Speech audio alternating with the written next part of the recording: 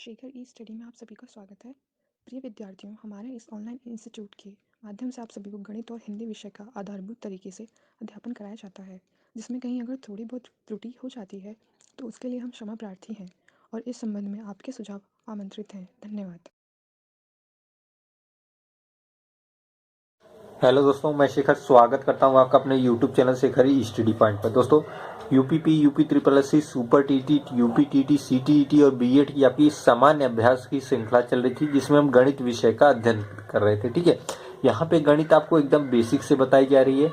अगर आप सभी पार्ट को देखते हैं तो आपकी एक बेहतर तैयारी हो पाएगी। हमने अंकी क्षमता से शुरुआत की थी, आपके सामने सिलेबस पूरा लिखा हुआ है, इन्हीं को हमको पढ़ना है। उसके बाद हम आपको ज्योमेट्री वाला पोर्शन पढ़ाएंगे। ठीक है, तो अंकी क्षमता का ये अगला पार्ट होगा, पार्ट तीसरा, जिसमें हम विभिन्न तथ्यों को देखेंगे। देखिए, अंकी क्षमता में ही नंबर सिस्टम है। जो आप ये अंकी क्षमता देख रहे हैं, इसी के अंतर्गत नंबर सिस्टम है, मतलब नंबर सिस्टम का ही यह पार्ट है। आपको अंकों के विषय में जानकारी, संख्याओं के विषय में जानकारी, संख्याएं कितनी प्रकार की होती हैं, मैंने आपको चर्चा में किया, प्राकृतिक, परमेय, ये सारी संख्याओं के बारे में आपको बता दिया जाएगा, ताकि आपको कहीं भी आपको प्रश्न को समझने में दिक्कत न हो। ठीक है, तो आइए शुरुआत करते हैं अंकी क्षमता का अगला पार्ट। देखिएगा, आज हम संख्याओं के विषय में देखेंगे। हमने अभी तक देखिए क्या क्या देख लिया, उसे एक नज़र देख लेते हैं। हमने देखिए प्राकृतिक संख्याएं देख ली है, प्राकृतिक संख्या देख ली है। प्राकृतिक बाद हमने पूर्ण देख लिया है। अगर आपने नहीं देखा है, पीछे का पार्ट अवश्य देख लीजिए। पूर्ण के बाद हमने पूर्णांक देख लिया है। पूर्णांक बाद हमने सम संख्या देखी थी। सम के बाद हमने विषम संख्या देखी थी। ठीक है, विषम के बाद हमने भाज्य संख्या देखी थी। भाज्य के बाद हमने क्या देखा था, अभाज्य संख्या देखी थी। इन सारी चीजों की थियरी आपको बताई जा चुकी है। अभ्यास के बाद हमने सहअभाज्य देखी, सहअभाज्य संख्या। उसके बाद हमने रामानुजन संख्या देखी थी, रामानुजन संख्या देखी थी। ठीक है, प्राकृतिक, पूर्ण, पूर्णांक, सम, विषम, भाज्य, अभाज्य, सहअभाज्य और रामानुजन संख्या। मतलब आपने इतने को पढ़ लिया है। अगर आपने नहीं देखा तो देख लीजिएगा, संख्याओं के विषय में जानकारी होना अति आवश्यक है। ठीक है, तो आप एक एक पार्ट को देखिएगा, कोई भी पार्ट स्किप न करिएगा, तभी आपको बेहतर समझ में आएगा। अब हम देखिए परमेय संख्याओं की चर्चा करते हैं। परमेय संख्याएं क्या होती है, देखिएगा, ध्यान से देखिएगा। ऐसी संख्या जिन्हें हम पी बाई क्यू के रूप में व्यक्त कर सकते हैं। देखिए, पी बाई क्यू, यहाँ पे पी बाई क्यू से मतलब है, जो ये आपको पी बाई क्यू लिखा मिल रहा है, मतलब ये आपको देखिए भिन्न का रूप होता है, ये अंश होता है, ये हर होता है। ठीक है, अगर हम संख्या को इस रूप में लिख लें, पी बाई क्यू के रूप में, तो संख्या क्या होगी, परमेय संख्या होगी। जैसे हम आपसे कहें कि हम लिख दें कि 7/11, तो ये पी बाई क्यू का रूप है भाई। पी ये हो गई, क्यू ये हो गया, और बाई में है देखिए 7/11। ठीक है, लेकिन यहाँ पे एक शर्त है, ऐसी संख्या जिन्हें हम पी बाई क्यू के रूप में लिख सकें, और जहां, मैं यहाँ लिख देता हूं, जहां क्यू नॉट इक्वल टू 0 होना चाहिए। ठीक है, मतलब ये क्यू का मान 0 नहीं होना चाहिए, मतलब ऐसा नहीं होना चाहिए 7/0। ठीक है, ये परमेय संख्या नहीं है। ठीक है, क्योंकि इसका अनंत हो जाएगा। ठीक है, 7/, ये शून्य नहीं होना चाहिए, या तो 5/1। ठीक, ये सारी संख्या क्या है, परमेय संख्या है, मतलब पी बाई क्यू के रूप में लिख सकते हैं। लेकिन क्यू नॉट इक्वल टू 0, मतलब क्यू का मान 0 नहीं होना चाहिए। ठीक है, जिसे हम लिख दें कि 0, ये भी क्या है, परमेय संख्या है। ठीक है, ये भी कैसे क्या है, परमेय संख्या है। केवल शून्य परमेय संख्या बाई की, देखिए कोई भी संख्या होती है उसके नीचे आप बाई 1 लगा सकते हैं। जैसे 8 लिखा है ना, 8 के नीचे आप बटे 1 कर सकते हैं, 8/1 लिख सकते हैं, ये बराबर इसका मान 8 ही होगा। तो ये परमेय संख्या। अगर आपसे पूछ दे कि 8 क्या है, तो आप कहेंगे 8 परमेय संख्या है। 7 क्या है, परमेय संख्या है। कुछ भी देखिए, 99 क्या है, परमेय संख्या, क्योंकि 99 के नीचे 1 लगा है। ठीक है, आप लिखे या ना लिखे बात अलग होता है, मान वही होता है। तो ये सारी संख्या क्या है, परमेय संख्या है। मतलब चाहे इस रूप में हो तो परमेय संख्या, इस रूप में हो तो परमेय संख्या, इस रूप में हो तो परमेय संख्या, इस रूप में होगी तो परमेय संख्या नहीं होगी। ठीक है, क्योंकि क्यू नॉट इक्वल टू 0 होना चाहिए। ठीक है, अब चाहे वो ऋणात्मक मान में हो तो भी परमेय संख्या में ही आएगी। ठीक है, ये भी परमेय संख्या है। ठीक है, ये भी क्या है, परमेय संख्या है। तो ध्यान दीजिएगा, परमेय संख्या यही होती है। आपको ये शर्त मालूम होनी चाहिए, क्यू नॉट इक्वल टू 0। जैसे 99/0 नहीं होना चाहिए, ये परमेय संख्या नहीं है। ठीक है, 99/0 परमेय संख्या नहीं है, क्योंकि ऐसी संख्या जिन्हें हम पी बाई क्यू के रूप में व्यक्त कर सके, जहाँ क्यू नॉट इक्वल टू 0 हो। ठीक है, एक आपको लिखवा देता हूं, परीक्षा की दृष्टि से महत्वपूर्ण है कि प्रत्येक पूर्णांक एक परिमेय संख्या है। प्रत्येक पूर्णांक क्या है? एक परिमेय संख्या है। ठीक है, ये आप जानते रहिएगा। जितने पूर्णांक होते हैं परिमेय संख्या होते हैं। पूर्णांक मैंने देखिए पढ़ा रखा है आपको, प्राकृतिक पूर्ण, पूर्ण के बाद हमने पूर्णांक पढ़ा है। पूर्णांक क्या होता है? मैंने बताया था जीरो, जीरो के बाद धनात्मक रूप, या आप कहें पूर्ण संख्याएं। ठीक है, ये अनंत तक, उसके बाद इसका ऋणात्मक रूप। ठीक है, यही पूर्णांक होता है, ये भी अनंत तक। ठीक, तो ये सारी संख्याएं क्या है? पूर्णांक है। तो प्रत्येक पूर्णांक एक परिमेय संख्या होता है, मतलब जितने भी पूर्णांक है सारे एक परिमेय संख्या है। कैसे? मैंने यहाँ बताया ना, 7 को क्या लिख सकते हैं? 7 को 7/1 लिख सकते हैं ना, तो 5 को 5/1 लिख सकते हैं, 4 को 4/1। ये सारी क्या है? देखिए परिमेय का रूप है। क्या है? परिमेय का रूप है। चाहे ऋणात्मक हो, शून्य भी क्या है? देखिए 0/1, ये क्या है? परिमेय का रूप है। ठीक है, तो ये इस चीज को जानते रहिएगा, प्रत्येक पूर्णांक एक परिमेय संख्या है। ठीक है, तो उम्मीद करता हूँ आपको परिमेय संख्या समझ में आ गई होगी। ध्यान से आप लिख लीजिएगा अपनी कॉपी में, हालांकि पीडीएफ आपको टेलीग्राम पे चला जाएगा। अपरिमेय संख्या, अपरिमेय संख्या क्या होती है? ऐसी संख्याएं जिन्हें हम p/q के रूप में व्यक्त नहीं कर सकते, वे सारी संख्या होती है अपरिमेय संख्या। मतलब ऐसी संख्या जिसे हम p/q के रूप में नहीं व्यक्त कर सकते, वे क्या है? अपरिमेय संख्या है। अब देखिए हम इनको देखते हैं कैसे, थोड़ा सा मैं ऊपर कर दूं, हाँ, ताकि स्पेस मिल जाए ना लिखने का। चलिए, तो ऐसी संख्याएं जिन्हें हम p/q के रूप में व्यक्त नहीं कर सकते, वे क्या होती हैं? अपरिमेय संख्या होती है। ठीक है, कौन सी ऐसी संख्या होगी जिन्हें आप p/q के रूप में नहीं व्यक्त कर सकते? जैसे हम लिख दें, आपको अंडर रूट का रूप लिख दें।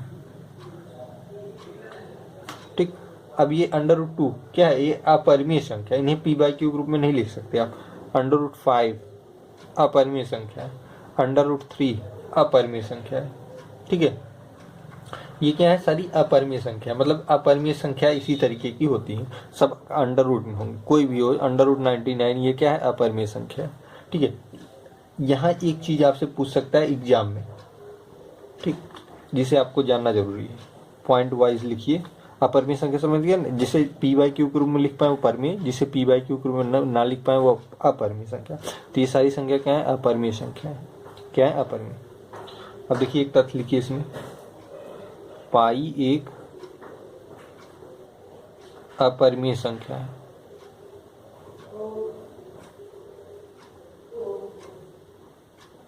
पाई क्या है? एक अपरिमेय संख्या है। ठीक है, पाई क्या है? एक अपरिमेय संख्या है। ठीक, लेकिन यहाँ पे लिख लीजिएगा, लेकिन 22/7 जो कि पाई का मान है, यह परिमेय संख्या है। ठीक है, पाई अपरिमेय संख्या, ध्यान दीजिएगा, पाई अपरिमेय संख्या, लेकिन पाई का जो मान होता है, पाई का मान होता है 22/7। ठीक है, ये क्या है?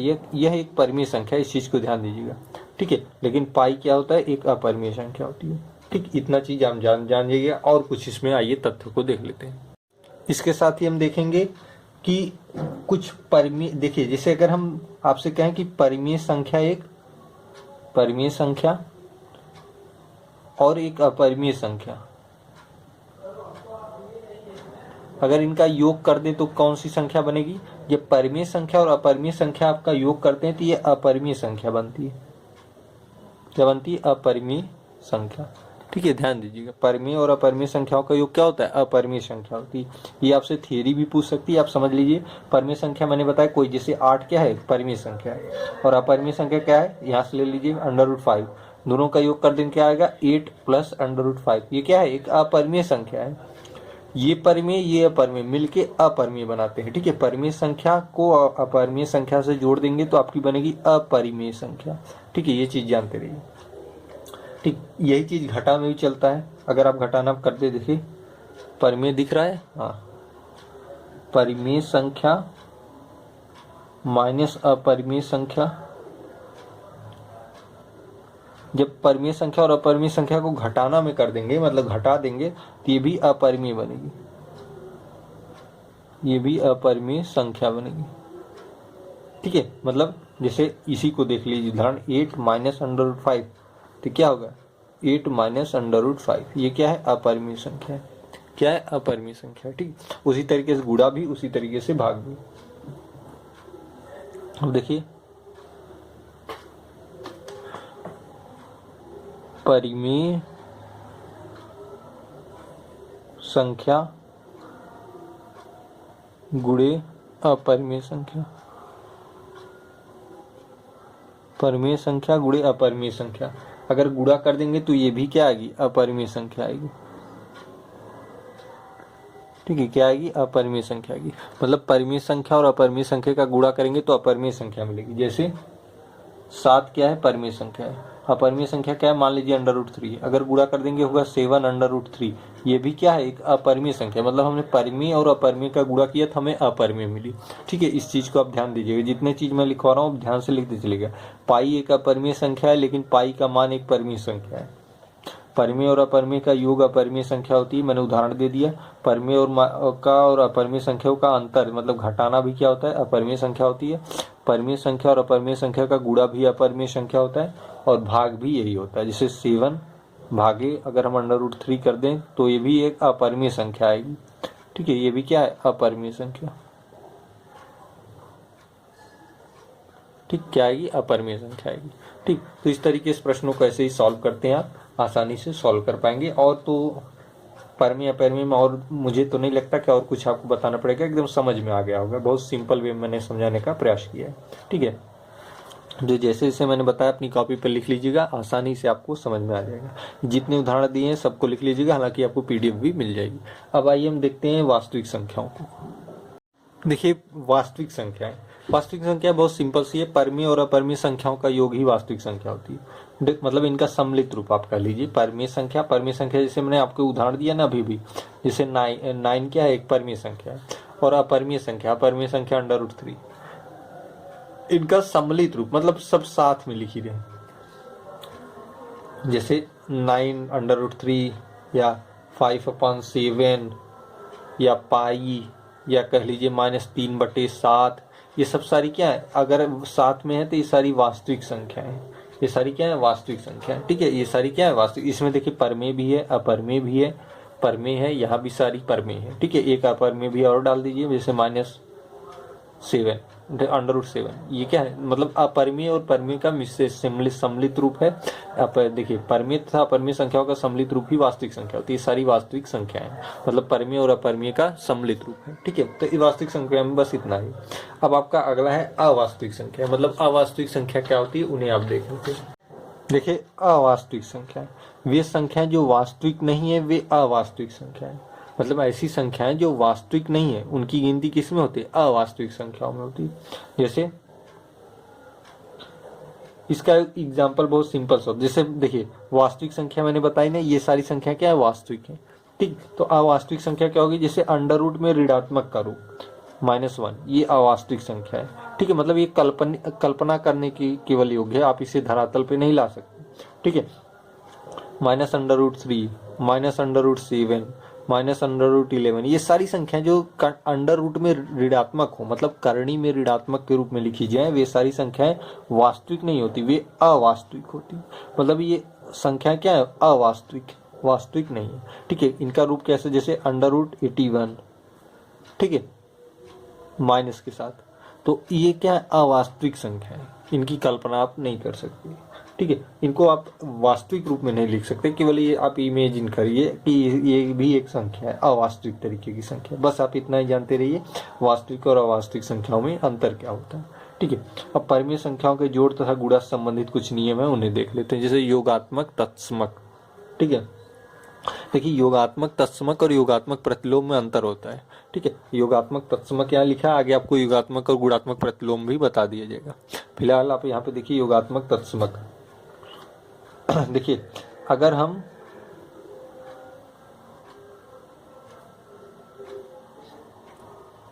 शून्य को किसी संख्या में, अगर हम शून्य को किसी संख्या में जोड़ दें या घटा दें तो उसके मान में कोई परिवर्तन नहीं होता है, कोई परिवर्तन नहीं होता है।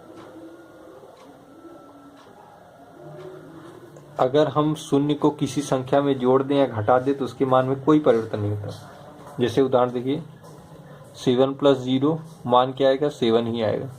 ठीक है, 9 - 0 का मान भी 9 ही आएगा। मतलब अगर हम शून्य को किसी भी संख्या में जोड़ दें या घटा दें तो उसके मान में कोई परिवर्तन नहीं होता। मतलब मान ज्यों का त्यों रहेगा। 7 था तो 7 ही है, 9 था तो 9 ही है। ठीक है, इसे कहते हैं योगात्मक तत्समक। ठीक है, तो आप कह सकते हैं शून्य क्या है, योगात्मक तत्समक है। शून्य क्या है, योगात्मक तत्समक है। ये आप कह सकते हैं शून्य क्या है, योगात्मक तत्समक है। ठीक है, तो अगर हम शून्य को किसी संख्या में जोड़ दें या घटा दें तो उसके मान में कोई परिवर्तन नहीं होता, तो वो शून्य क्या है, योगात्मक तत्समक है। जैसे आपने यहाँ पे उदाहरण दिया, 7 था तो 7 ही है, 9 था तो 9 ही है, चाहे हमने शून्य जोड़ा या घटाया, कोई अंतर पड़ा नहीं पड़ा। एक और है यहाँ पे देख लीजिए, गुणात्मक तत्समक। थोड़ा सा मैं ऊपर कर दूं। ठीक, यहाँ पे देखते हैं हम गुणात्मक तत्समक। ठीक है,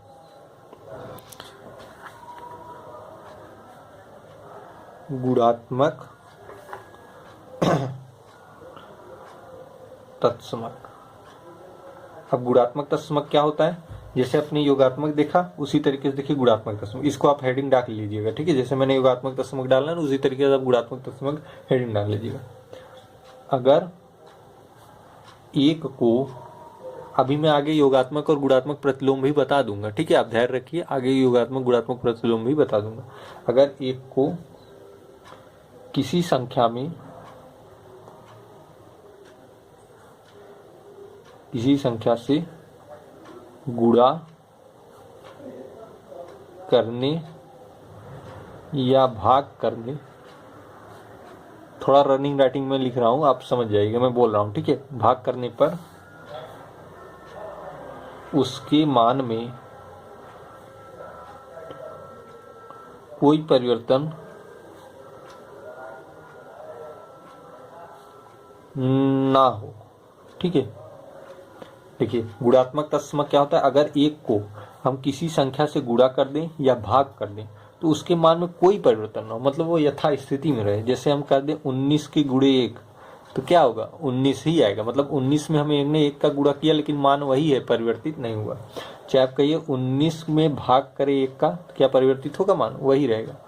ऐसी संख्या जैसे मान लीजिए 23 है, 23 में 1 का गुणा करेंगे तो भी 23 आएगा, 23 में आप 1 से भाग देंगे तो भी 23 आएगा। कोई मान में अंतर पड़ेगा, नहीं पड़ेगा। तो अगर गुणात्मक तत्समक क्या होता है, अगर एक को किसी संख्या से गुणा करने या भाग करने पर उसके मान में कोई परिवर्तन ना हो तो एक क्या है, एक जो होता है ये होता है गुणात्मक तत्समक। ठीक है, एक क्या है, एक है गुणात्मक तत्समक। एक क्या है, गुणात्मक तत्समक। 0 क्या है, योगात्मक तत्समक। एक क्या है, गुणात्मक तत्समक। ठीक है, आप इसे जानते रहिए, आपकी जानकारी में होनी चाहिए। ठीक है, इसलिए मैं आपको संख्याओं से सारे परिचय करा दे रहा हूँ। ठीक, तो ये पार्ट थोड़ा सा छोटा रखेंगे, धीरे धीरे आपकी नंबर सिस्टम की थियरी समाप्त हो रही, फिर हम इसके क्वेश्चनों की तरफ बढ़ेंगे। ठीक है, आपको अभ्यास प्रश्न कराएंगे। ठीक है, तो आज के पार्ट यहीं रखते हैं, फिर हम योगात्मक प्रतिलोम, गुणात्मक प्रतिलोम और भी जो संख्याएं शेष बची उनकी भी जानकारी आपको दे देंगे। तो पूरा पार्ट देखिएगा, अपनी नोट्स बनाते चलिएगा, जैसे जैसे समझाया जा रहा है आप समझिएगा और अभ्यास करिएगा। जहाँ ना समझ में आए पूछिएगा। ठीक है, चाहे व्हाट्सएप के माध्यम से, चाहे टेलीग्राम, जहाँ से भी आपको सुविधा पड़े। तो आज की वीडियो में फिलहाल इतना है।